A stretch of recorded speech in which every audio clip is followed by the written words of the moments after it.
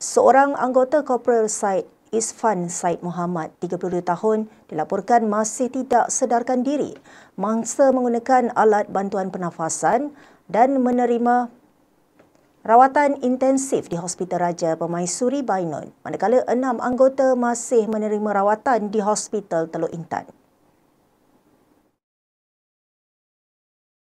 Menurut Ketua Polis Perak, Datuk Nur Hisam Nordin, Korporal Said Isfan memerlukan rawatan lanjut sebelum pembedahan boleh dilakukan.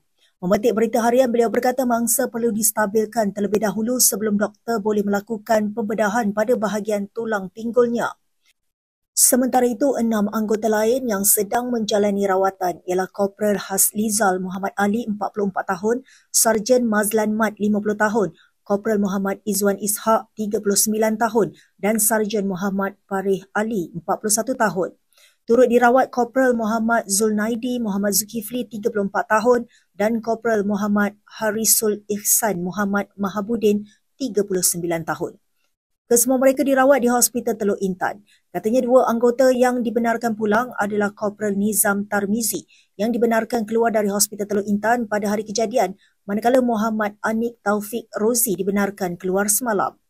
Sebelum ini, Nur Hisam dilapor berkata 3 daripada 6 anggota FRU yang masih menerima rawatan di Hospital Teluk Intan selepas kemalangan ngeri itu berada dalam keadaan kritikal dan belum sedarkan diri.